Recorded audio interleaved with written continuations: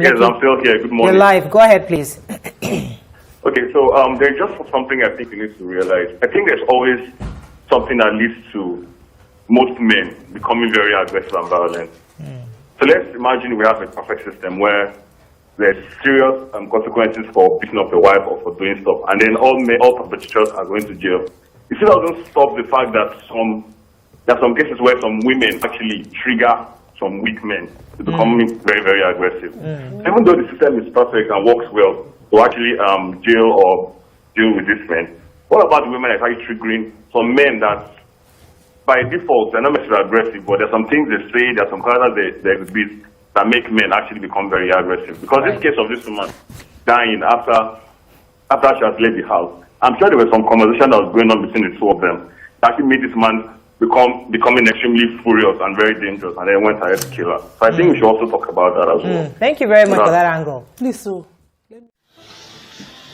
Right, I'm going to be reviewing or reacting to this video by Rayo and her team, Your View. The title was Does Provocation Justify Domestic Violence? Okay, and I'm a survivor of domestic violence, so what I'm doing here is designed to offer perspective that may be useful to both people who are victims as well as those who are trying to intervene to solve problems like that in different homes. So I would like you to listen to this clip. It's about 4 minutes long. I've just extracted it from the full recording. I think the full recording was about I think it's an hour long or something like that, and it's a big file. Yeah, it's about 59 minutes and 17 seconds. So but I just needed about the 4-minute extract. The rest of it I commented on it. So you will listen to the excerpt I've taken, then you hear my commentary. I do initial commentary, then I insert a clip of a video I did, who is a battered man, because I find the things I said in there address some of the things, particularly the lady in the middle, the consultant's lady. She really needs some of the things she said. People need to really hear, get some information that will help them to balance what she's saying. Her passion is there, but she needs to get some more perspective. So the video except I've added the video clip from my, so you see the full the video clip, and then you see there's a link in the description box for you to watch the full video, who is a battered man. And then after that, you now hear my full commentary on this Your View episode, right, titled Domestic Violence, Does Provocation Justify Domestic Violence? I really think if you pay attention to what I'm going to say in this video, you will get some very useful perspective, especially to help you understand what may be happening or what may be the cause of men lashing out at their partners in this manner. But generally, what makes a violent person violent and what makes the victim, a better understanding of the whole thing, I offer it through the commentary I'm about to share with you. So I hope you have patience. Please listen to the entire video, watch the entire video, listen to what I have to say, because believe me, I am speaking, I'm not biased towards men or women, and I'm thinking if anybody has listened to my videos in my diary of a battered man, you can see that I spoke about on this Osinachi's case, the same thing. So please listen to the end, because I believe you get massive value from this, so you understand that it's not about gender, it's about us bringing up people to be able to manage themselves in the face of adversity, pressure, provocation, temptation, whatever it might be. Self-control, teaching people to have self-control. We can train people to be like that. They're not animals, but it is the way we bring them up that determines how they behave. And if we don't train them up right, then they'll behave like animals. They will simply act spontaneously on reflex, and it will not be good most times. Yes, I'm still here. Good morning. You're live. Go ahead, please. Okay, so there's just something I think you need to realize. I think there's always something that leads to most men becoming very aggressive and violent. So let's imagine we have a perfect system where there's serious consequences for beating up a wife or for doing stuff, and then all perpetrators are going to jail. It still doesn't stop the fact that there are some cases where some women actually trigger some weak men to become very, very aggressive. Even though the system is perfect and works well to actually jail or deal with these men, what about the women that are actually triggering some men that by default they're not necessarily aggressive, but there's some things they say, there's some characters they exhibit that make men actually become very aggressive? Because this case of this woman dying after she has left the house, I'm sure there was some conversation that was going on between the two of them that actually made this man becoming extremely furious and very dangerous, and then went ahead to kill her. So I think we should also talk about that as well. Thank you very much for that angle. Please, so let me remove myself from this comment that Olabode just made quickly. Anger is a destructive emotion. Everybody must be able to check that emotion. So let me use this of the Prophet Islam, that when you are angry standing, please sit down. When you are sitting, please lie down, so that you take away power. It is an emotion you must find a way to put in check. So there's nothing triggering anger enough to stab and murder somebody. This is premeditated murder. You took knife, put it in your back pocket, walk distance to where somebody rented the house, and stabbed the mother of your children several times. Nothing can trigger it. Nothing. This woman ran for her life. Scoring. So no, something can trigger slap.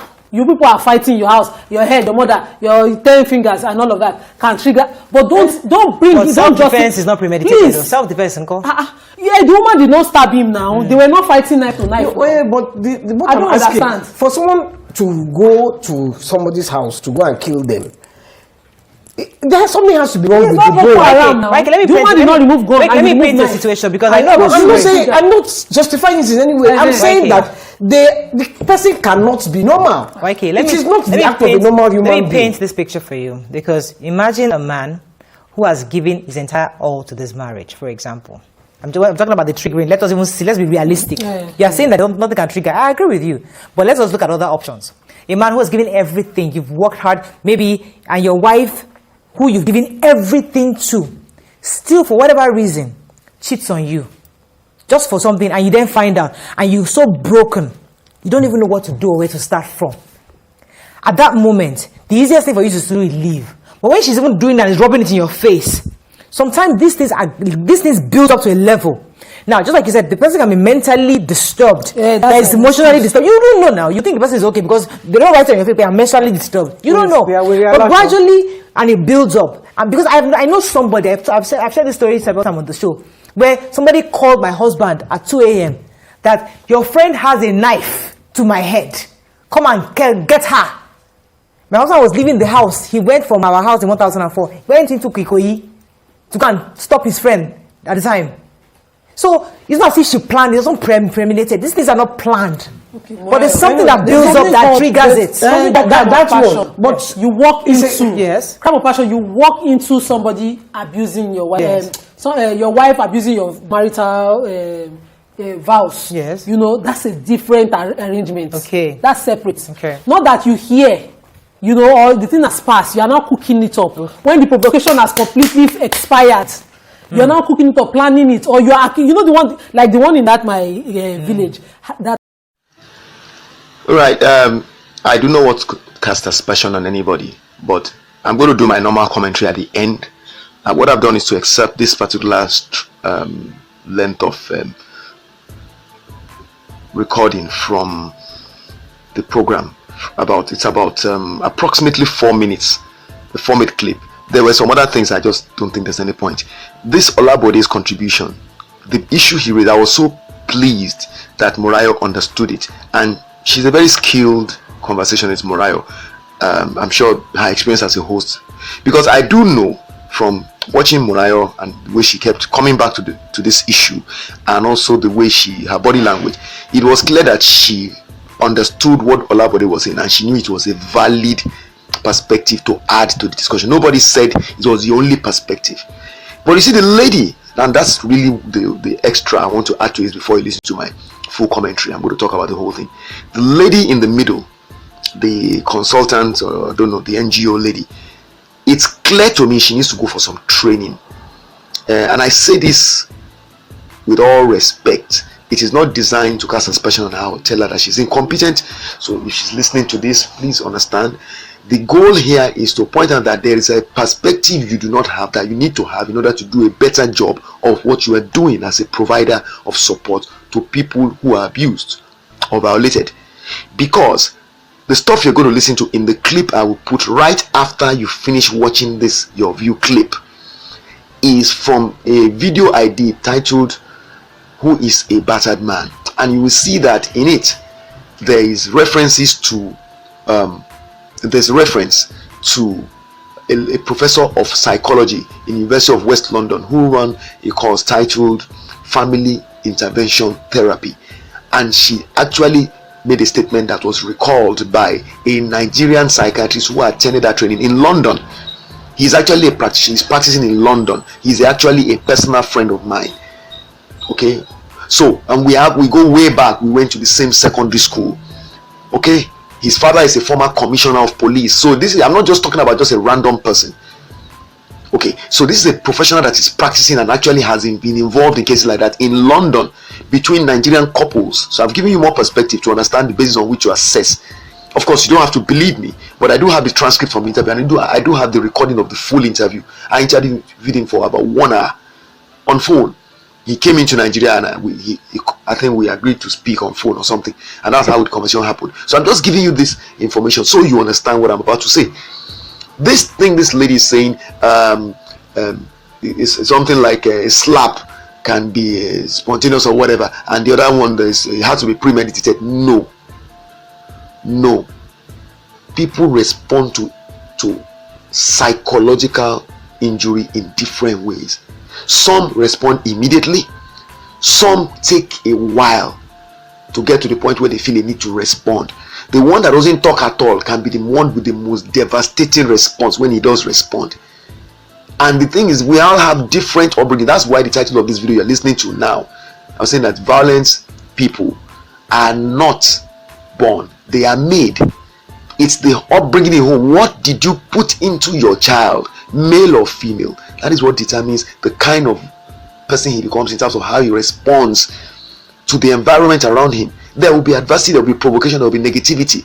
How you respond to it is a function of your upbringing. Depending on the interaction you've had with adults and other people around you, how they've helped you learn to deal with issues that are not pleasant to you. And that is how you react. So she's busy talking as if we're all a bunch of robots, and you push a button and that's what determines how we respond. No. This issue of anger is an emotional has to be controlled. No. Because even the most holy of people will have a different way of responding to provocation over time. People are different and their temperaments are different. That is why I said this lady needs to go for some courses. She needs to get some formal training in this area. This psychology of social work is being neglected in Nigerian social space. A lot of people are functioning with good intentions. Their intentions are honorable, but they do not have the necessary foundation of training to do their jobs well. And that is blurring their perspective and preventing them from seeing things the way they should, so that they can truly solve problems. Instead, what they do is just try and comment. Sometimes you need to keep quiet and listen. And I saw Moriah trying to bring that up, and honestly, I respect her so much. Listen, this is the first, I've never really taken pains to watch her program much, but this particular episode got my attention when he said, "The master, is there any provocation that makes it worth it, inflicting violence on anybody?" And I decided to download it and listen to it. I was impressed by the way she tried to take on board what Olabode said. The other gentleman that called in, he sounds like a beta male, alpha, beta. So he sounds like a beta male. He sounds like a simp. Without due respect, again, I'm not trying to insult anybody, but again, the point I'm making is he sounded like somebody that just is one of those guys that just picks on to kind of get approval from woman, from what is the trend. All right, he's not talking as a man who is speaking from a practical perspective. All those things he was saying, he was just trying to discountenance the fact that men are disadvantaged now, given the movement to support women, to the extent that men that have been abused have been told to shut up, and because of the fact that they've been ignored and told to shut up, even when they try to speak up, they're made to look stupid and humiliated and ridiculed. Therefore, a man can bottle up to the point where he simply explodes, and that can happen to any man, including him that is talking. It is only when you've been in it that you can know whether or not you will react the same way. That's why I always laugh when I see people commenting on domestic violence. Most people have never experienced it the way the vulnerable person or the victim has experienced it. Therefore, they do not know, but they want to comment. They talk, but they have no personal experience to draw from. Sometimes there are certain things you cannot comment on if you do not have personal experience of it. Before now, I never even had any thoughts about domestic violence and offering my ideas or opinion on it. But the experience I've had gives me such, oh my God, a unique perspective. Especially for the men, because believe me, the women of today have learned that the system is on their side, and those ones that are wicked will use it against you. Granted, women still suffer discrimination and abuse at the hands of powerful men who have influence, like some of the men they talked about in this program. All I'm just saying is that believe me, if women are going through, let's say 5 times the humiliation and embarrassment and discrimination and being ignored, believe me, men are going through 20 times of it. That is truth. I speak from personal experience, and I've seen other men who have told me their story. It is terrible. If it is bad for the woman, it is terrible for the man who is a victim of violence. And there are women who are torturing men in their homes. Not all men are violent. Not all men just use punches and all that. There are many things, and the triggers are real, because we are emotional beings. So this lady in the middle, I don't know who's going to watch this. I don't know but believe me, I'm telling you, if she wants to succeed in what she's doing, in really solving problems in people's homes and lives, she needs to go for training. A course like this, family intervention therapy, she needs to attend it. The woman who runs the course, Professor of Psychology, Amanda Banks, she's a woman. And let me just say this, and I'm talking once again, as a survivor of domestic violence. Forget about whether I'm a man or woman, just as a survivor. The experience is the same. We're human beings. That thing this woman was saying about the fact that the provocation was gone, it was already expired. Oh my God, that is the one that cemented my conviction that the lady needs to go for training. There's nothing like it expired. Words are the most damaging things when they are used negatively, and they reside in the consciousness of a human being.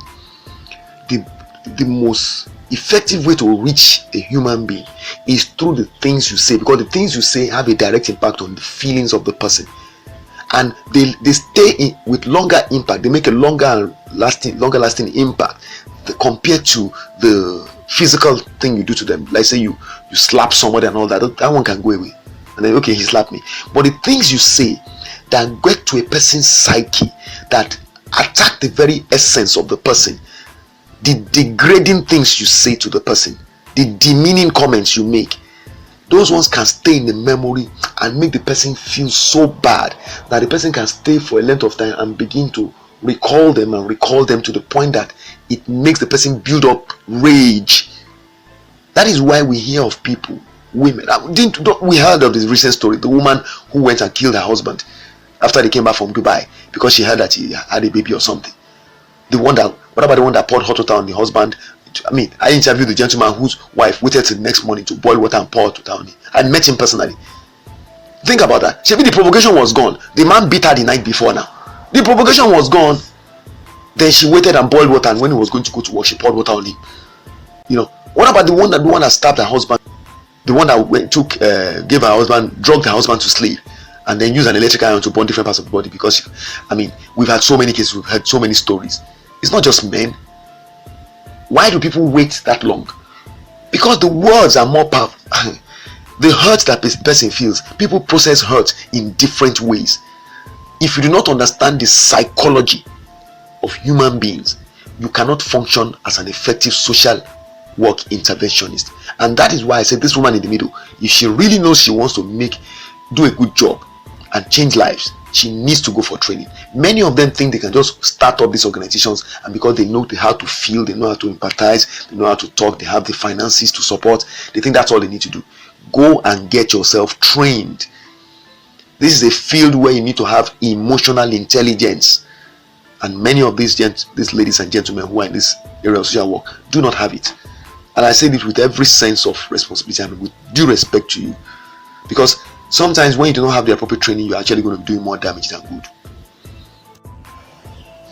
In fact, I think competent, well-trained, well-rehabilitated male survivors of domestic violence, or generally male and female survivors of domestic violence, should be engaged by many of these NGOs as resource persons to help them learn to do in-house training, to do in-house coaching, mentoring for people who are going to go out and become interventionists in home. Or better still, they could even engage such survivors to be their own personnel or to function in support roles to provide intervention into situations where there's domestic violence occurring.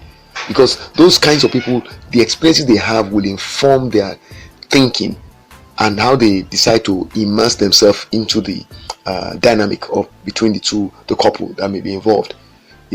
I really think it's an important consideration that needs to be made, because the opportunity to have access to a person who has experienced it before can help you add an important perspective to whatever your thinking is regarding what needs to be done before you go and do or say something that actually put more fuel into the fire. This is just my thinking, and I'm talking about it based on the experience I've had. I found out that people who have experienced abuse or had the same experience to mine or something similar tend to be more capable of understanding where I'm coming from. That's what I've discovered, and I think it's understandable that should be the case. If we apply that understanding, therefore, to whatever actions we need to take as people who are trying to solve the problem, then I think we'll get better results. All right, who's the battered man? Let me just read out what you have on your screen, because it's actually a definition given by the researcher. Okay, he and a female partner had written a paper, and then they had to deal with some criticism of the work they did, in which they were making a case for men. And so he said this: indeed, men are hit by their wives, they are injured, and some are killed. But are all men hit by women battered? He said, but are all men hit by women battered? The answer, of course, is no. Men who beat their wives, who use emotional abuse and blackmail to control their wives, and are then hit or even harmed, cannot be considered battered men. A battered man is one who is physically injured by a wife or partner and has not physically struck or psychologically provoked her. Okay, Richard J. Gillis in Domestic Violence, not an even playing field. There's a URL there, you can always check it out. Now, I have also reversed the definition to fit for women as well. So I said, to define a battered woman, replace man or men with woman or women, wives with husband, her with him in the above definition, because that applies. The thing is, you find out that quite often when they're talking about female victims of domestic violence, they rarely ever consider the possibility that the female partner psychologically provoked the husband, who then responded by inflicting physical harm on her, violence or abuse.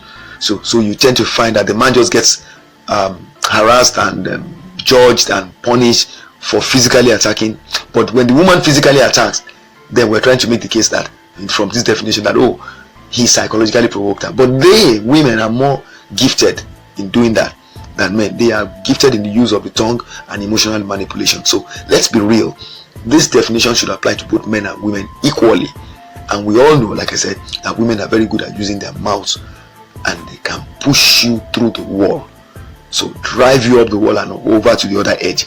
So men react. Indeed, I'll end by referring you to a quote credited to Amanda Banks, a professor of psychology in a UK university. I can't remember the name of the university, but I was told about this by somebody family intervention therapy. That was the title of the course.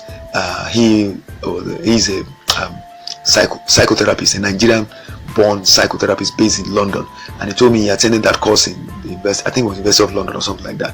And Professor Amanda Banks had said that what we see as domestic violence, okay, where the man is the one who is accused of inflicting physical harm on the woman, quite often is the result of prolonged periods in which the man has been enduring a lot of verbal, emotional and psychological abuse, and then at some point when it reached the threshold, he or she could no longer hold back and snapped, and then unleashed his own version of abuse on the woman, which was like, more often than not, men are very physical, so then he responds in his own way as a man, and that's when everybody sees it, because what he does physically creates damage in the woman. Maybe there's a bruise or something, and then it becomes an issue.